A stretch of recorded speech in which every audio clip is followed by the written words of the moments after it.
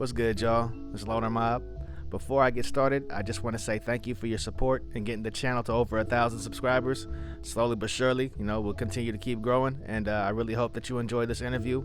And a big thank you to Paul from Creek Hemp for his hospitality and just letting us come and check out the spot. I really hope you like what you see, and I hope you like what you hear. Thanks.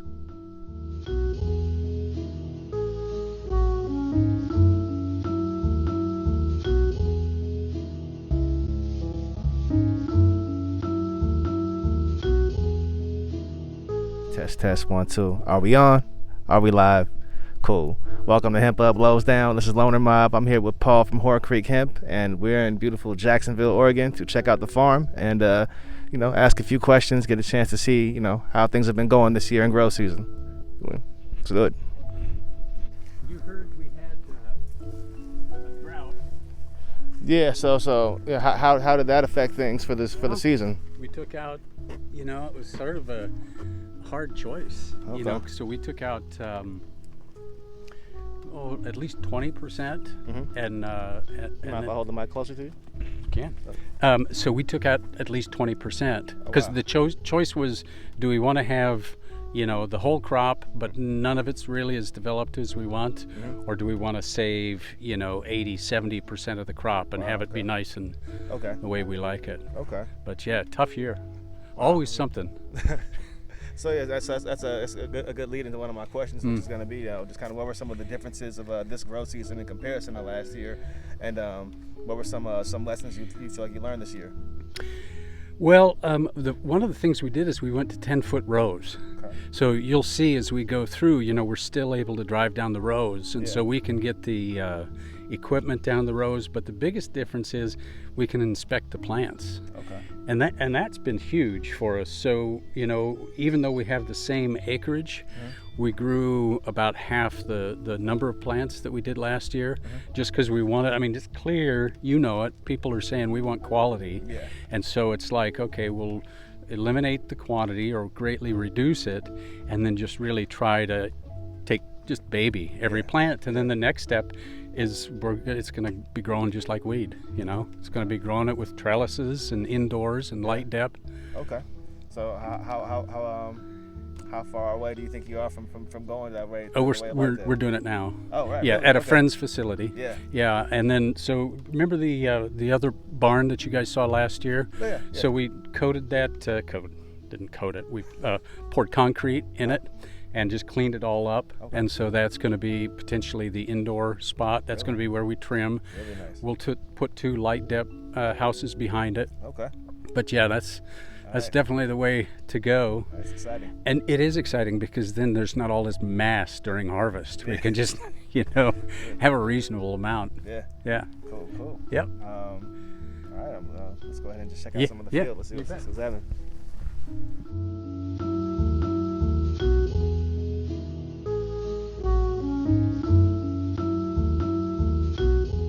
These buds are serious. Yeah.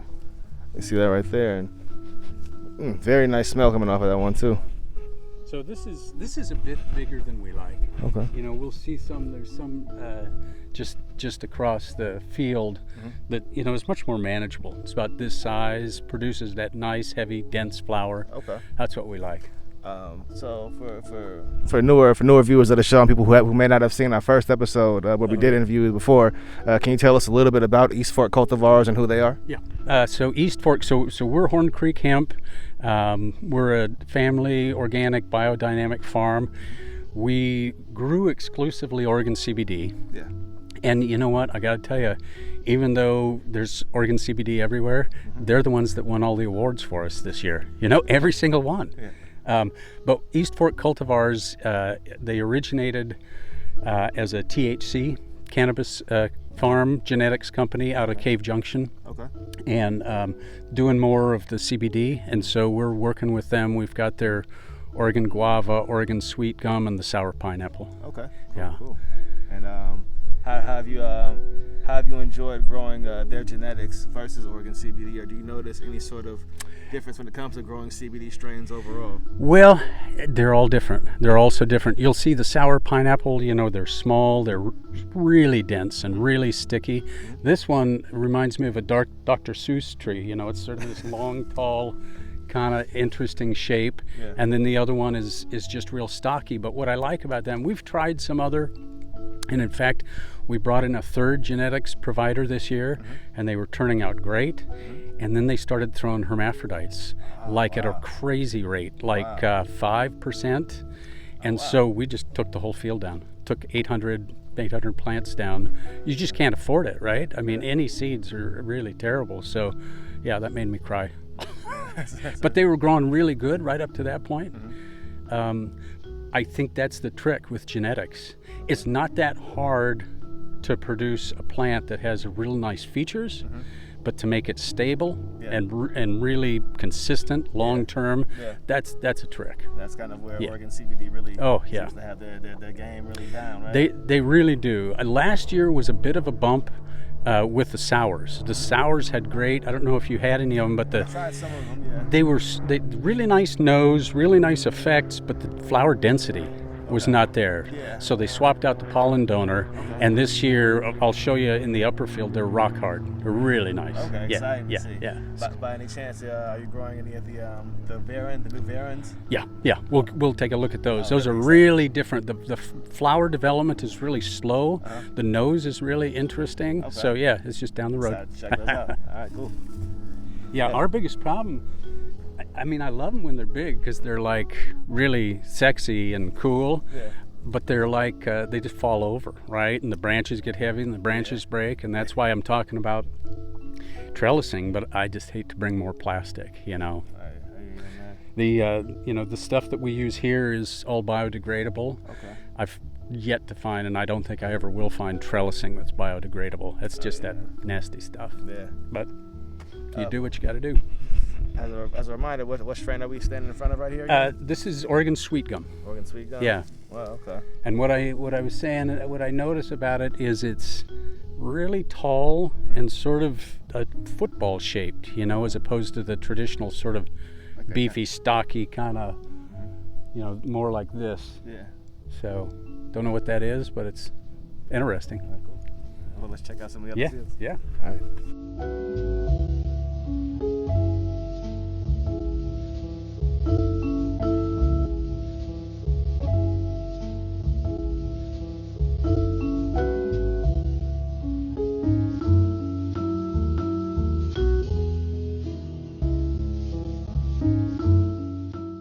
Last year, if you had come out here and looked at the sours, all the calyxes were really big, and it just, it was nice, it was pretty, but there was nothing to it. It was just thin and airy. By any chance, do you know what the new pollen donor is for the new line of sours? I don't. Okay. I could get on their website and look. Okay. What I was told by the Crawford brothers is that they were debating it before last year, and I think Eric won the debate, and they went with a pollen donor that produced great flower, just a little bit less dense. Okay. And so this year they've swapped it out, and now it's going to be chunky. Okay, really Yeah. nice. Yeah. Yeah, I'd say this looks does look very different than what I've seen on the market, Yeah, and the nose, it's the same nose as the original, like Hawaiian Haze, just with a little, sour, kind of spicy sort of thing going on. Nice. Yeah. One question I have for this year for the rows as well, are these all from separate phenotypes in these rows, or did you guys do a pheno hunt and pick a clone or anything like that? I wish we could, but our material agreement with Oregon CBD and pretty much all these guys is that we won't clone it, we won't do any of that. Okay. What I'd really like to get to, because as you go through here, you'll see the rock stars, and then the guys that you're like, that's a good plant, but not quite the one we want. What I would like to do is get a license agreement with those guys and to take clones and then pay them a royalty for each one that we do. I'm happy to pay them the same as a seed, but we want to be able to choose that phenotype. And I think we're getting to the point now where there's more trust in the industry. There was a lot of thieving of intellectual property. People were ripping off their genetics and making their own seeds. That's not cool. And it definitely seems like that was kind of becoming a trend that we were starting to see, especially amongst not naming any vendors, but especially amongst a lot of the vendors that are out there right now. What made you really want to stay against that? I know, because it seems like everyone has signed that contract saying we won't do it, but then they go ahead and do it. Like, what is it that made you really wanted to stay true to that? Well, you could see how this was going to evolve. There were going to be the short-sighted players that were going to come in and do something really, and I could name dozens of them that are already gone. They made their quick buck, they pissed a bunch of people off, and people aren't going to do work with them. But if any mature industry, you're going to have players that other people know we can count on them. And so, we wanted Horn Creek to be like, you can provide us your seeds, and we're not going to screw around. We're not going to do anything funny. And I think those are the guys who've stuck around. There's no room for it, especially with the way margins have crashed and everything else. On the Reddit community, there were still guys that were like trying to get away with silly stuff, not shipping orders on time, showing A and shipping B. And it's like, that's not a long-term business model. Very true. It's facts. So I want to be doing this when I'm 75. And by the way, too, as a reminder for viewers who may not have seen the last interview, what brought you into the hemp industry, and what brought you into the CBD world? Oh yeah, a ladder. Did I tell you this story? You did. Oh, okay. Yeah. So I'm not always the smartest guy, and I chose to go on a ladder in the middle of December, in the middle of a snowstorm, and fell off, and just got piles of opioids, and I got so tired of the brain fog all the time. I was trying to go back to work. And I just couldn't. I just feel like a noodle.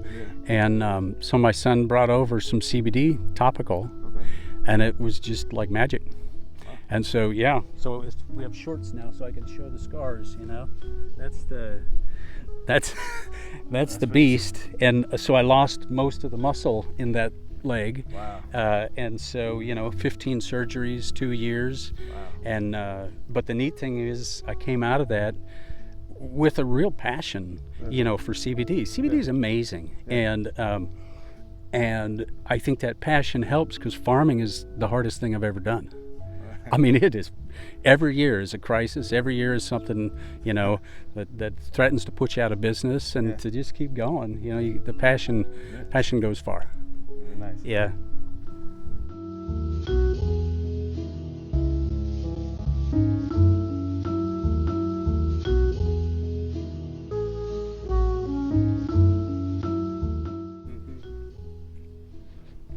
Really nice smell to this one here. This is sour pineapple from East Fork Cultivars, bred by East Fork Cultivars, grown at Creek Hemp.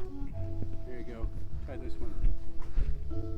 All right, we got the invite to check out one of the award winners here. The potentials right here. Oh, different color too. Really nice light green. Wow. Sticky. Get a smell of that one right there. The only downside to this one was not only did we like the real dense flower, but the have you ever seen those corn earworm moths? What's that again? Oh, there's a moth that likes likes super dense flower. Okay. So we just had to basically keep watch, because they were really attracted to this. Okay. Save the flower. This one is definitely a beautiful one. Actually, it looks like a moth egg right there, little butterfly egg. No. Let's see here. Wow, this one here is really nice trichome coverage on this one too. This is why I keep a bottle of the alcohol in the crummy. Does that tell how potent it is? What's that? The stickiness? Well, not really. The people like sticky and resinous, and They like the terpenes, but they aren't necessarily related. You know, the terpenes are related to the resin is kind of directly related to how much stress we give it, and it has to put out this oily resinous coating. But terpenes and potency seem to be unrelated. Terpenes and resin kind of are related, but and at the end of the day, I don't know. All I can tell you is what I kind of see in the field, but there's so much to learn. Yeah. By any chance, just seeing how really how unique this one is, kind of in comparison to some of its siblings. Yeah. Would there be any chance of you, as you harvest, maybe separating certain phenos? Yeah. And having I think this year we will. I mean, I think this year I'm going to start lobbying the Crawfords and the other folks to let's enter an agreement, and you can come look at our facility. But it's all in the phenos. Selecting the phenos is really important. Yeah. And the more we learn about this, the more we're coming to understand that. You can have within one cultivar, you can have 5-6 phenos. And color based or density or this or that or the other thing, and so as we start to get a little bit more sophisticated, we figure that out and combine stuff, or I mean not combine stuff, but rather isolate stuff. Yeah, I see definitely this one here just has a very unique smell. Yeah. I've actually just recently tried a sour pineapple grown from a different grower. Yeah. And it was good, but this one here has a particular fruit smell that kind of comes from it, right? That I haven't seen yet. And and that's you raised an interesting point, because the challenges for me are that every year there's so many variables. Yeah. There's the water, sun, length of season, this, that, and the other thing, and you don't know if this is a result of the way we grew it, or if this is how it grows. And so it's always interesting to go to somebody else's farm and see, how they did with the same cultivars. And as a random question, what's the community like in the hemp grower community within Southern Oregon? Well, it's really evolved and it's really matured. We started out being really cooperative and showing the farm to anybody and everybody. Yeah. And, there were some that took advantage of that and they just came to learn and not share. But I think those guys are largely gone. Wow. I think at this point, it's really cut down the number of folks, and it's a cooperative venture. We had one farm over on Friday and another farm is coming over on Monday. Okay. And then early in October, we're going to have an event for the local community and the politicians, and bring them on and just say, look, this is what we do. Okay. Don't be afraid. We're just another industry. Yeah. Yeah. As the state, Oregon, I believe, is Oregon currently at a total THC state, or is it moving? Oh, so it already is. It's already a total THC state. They did that early on. They were the legislature was friendly towards hemp growers like us, and they were looking at a 1% total, changing it to 1% total. And then two things happened. One was Delta 8, and the other one was the hoop houses. And even though we got nothing to do with the hoop houses, that just was a knee-jerk reaction, and they're saying, okay, this is getting out of control. Okay. The Delta 8, though, they have a point. It was enabled by the hemp industry, and they, from their perspective, they thought, well, we trusted you guys, and you went out and made a psychoactive substance that is so new it's not regulated even amongst children. And so that was the handle that a lot of them used. It was basically, okay, you made a drug available to anybody, and that wasn't in the agreement, according, So, the D8 has got its place. A lot of good has come from it, but they kind of viewed that as something that, okay, now we need to stop everything. Like that intervention kind of started to take hold, right? Yeah. So, and then the hoop houses. For those of you that don't know, the hoop houses was a huge influx into the Rogue Valley of basically black market weed grows that were right out in the open. I mean, hundreds of hoop houses. Yeah. There was one, I think they just busted it the other day, but it was, about a mile that way, right on Hanley Road. And they were just growing right out in the open. People knew what they were growing. They don't have a hemp license. And so the OLCC then took control of the hemp, and they're the ones that control cannabis. Yeah. They then took control of hemp, and they got the authority to come onto any site at any time without notice to do testing. Okay. They were afraid that we were growing marijuana in the middle of our hemp fields. Yeah. And so, we're just doing what we do, and they came out and did their investigation. Yeah. But that's kind of how, unfortunately, that's how it's affected the those of us who are just doing CBD as we're supposed to. Yeah.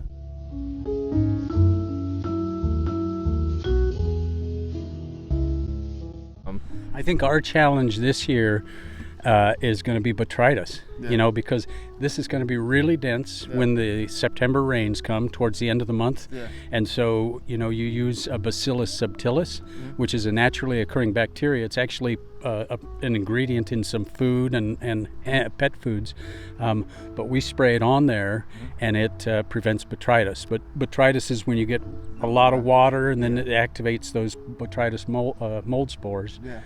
And it can make a crop go bad pretty quickly, so you just need to stay on top of it when you have that uber dense flower. Yeah. I think one thing that shows with the Oregon CBD as well, there's some strain breeders who are constantly coming out with the next seed and with the next product, and that's really cool too to see the variety of genetics. Yeah. But Oregon CBD seems to be like right, it's like that one martial artist who knows a bunch of moves, or there's that one martial artist who knows a few moves really well, right? And it's constantly just trying to perfect that technique, and It's amazing to see the sours change from the previous year to this one.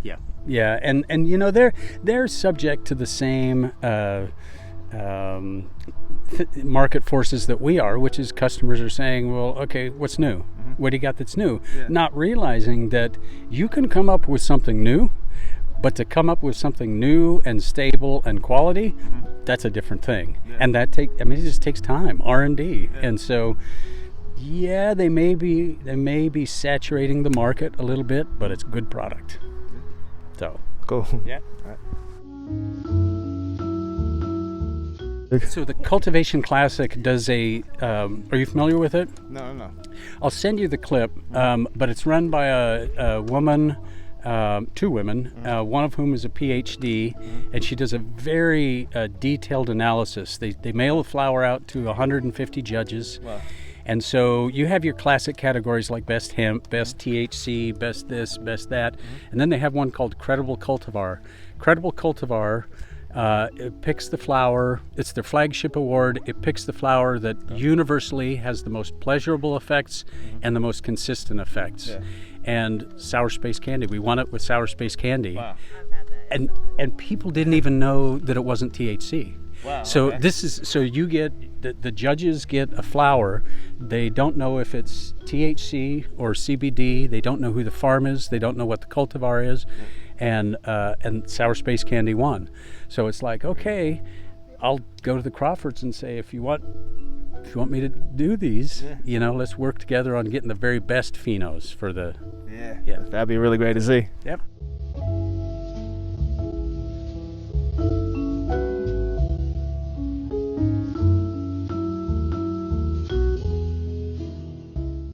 One last question, or two last questions actually. First one, what advice would you have for any newer grower or any newer hemp grower trying to figure out how to get it started, and what advice would you have for them?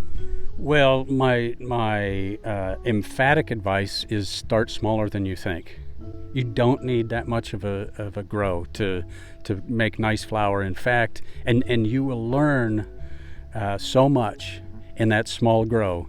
Make sure it's got to be large enough to where you're using, the sort of irrigation practices that you will scale up for a larger grow. But the mistake I see over and over and over and over and over again is people do the math and they say, well, bigger is better, more money. And that's wrong, because you'll learn about irrigation, you'll learn about drying and curing, you'll learn about marketing, you'll learn all those things. and then you can take that next year and really figure out where to go from there. The other thing I would say is listen to, I mean, I don't want to be too down on the weed industry, but there are a lot of people in the weed industry that say they know a lot more than they do. And they'll say, this is how you got to grow. And the fact of the matter is, this plant responds to the same sorts of things a lot of agricultural crops do. The general resource providers, you know, we use OVS, Orchard and Vineyard Supply. Okay. They now know as much about hemp as they do about grapes, and they're good. Reach out, work with them; they'll help you out. Really cool. Really cool. All right, and last question for anyone who's looking for Creek Hemp products, where can they find you? We're online. We're gaining some distribution, but currently we're all distributed directly. HornCreekHemp.com. Cool. Yeah. All right. Well, hey, this is Hemp Up Blows Down. This is Loner Mob, people. Paul, thank you for your time. Thanks for having us. You bet. My pleasure. All right.